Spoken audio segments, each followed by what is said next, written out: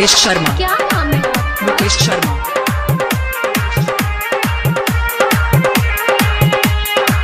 गोरकी से शादी करबै नेता जहर खेबै, गोरकी से शादी करबै नेता जहर खेबै, फांसी पर जाके लटकबा हो बाबू कहियो मई रह जबा, फांसी पर जाके लटकबा हो बाबू कहियो मई रह जबा।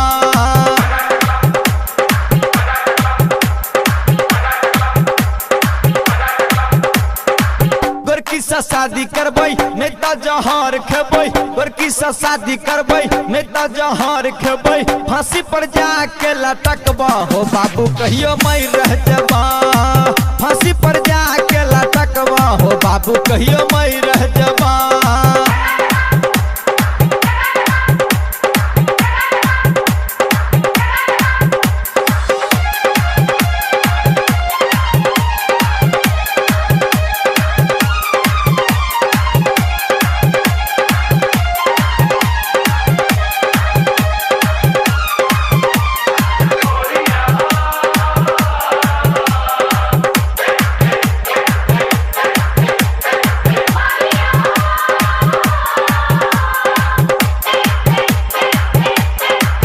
डीजे मुकेश शर्मा। डीजे मुकेश शर्मा। पढ़ गेल कॉलेज में भ गेल प्यार हो, कह दे बियाह में तो हेतै अत्याचार हो। हाँ पढ़ गेल कॉलेज में भ गेल प्यार हो, कह दे बियाह में तो हेतै अत्याचार हो। ओकरा ललैर जेबा घर बार छोड़ देबा, ओकरा ललैर जेबा घर बार छोड़ देबा, पंखा में जाके लटकबा हो बाबू कहियो मई रह जबा, पंखा में जाके लटकबा हो बाबू कहियो मई रह जबा।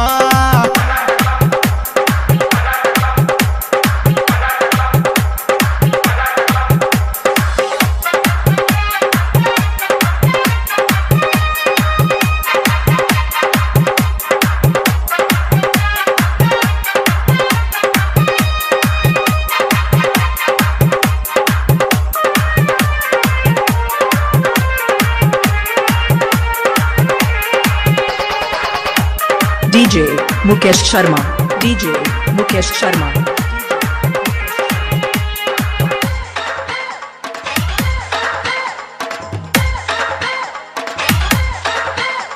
नाम ओकर छै हो रीभा कुमारी, बापू के बेटी छै बड़का दुलारी।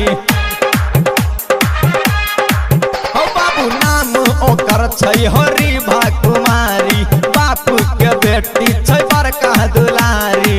बाबू तू बात मानो एना न जीद ठाना, बाबू तू बात मानो एना न जीद ठाना, नहीं तो टरन में जाके कटवा हो बाबू हम मई रह जबा, नहीं तो टरन में जाके कटवा हो बाबू हम मई रह जबा।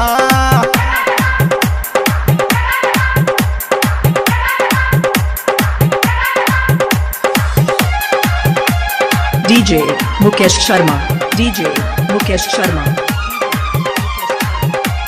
अभी आप सुन रहे हैं कुनवाही से मां दुर्गा म्यूजिक की प्रस्तुति।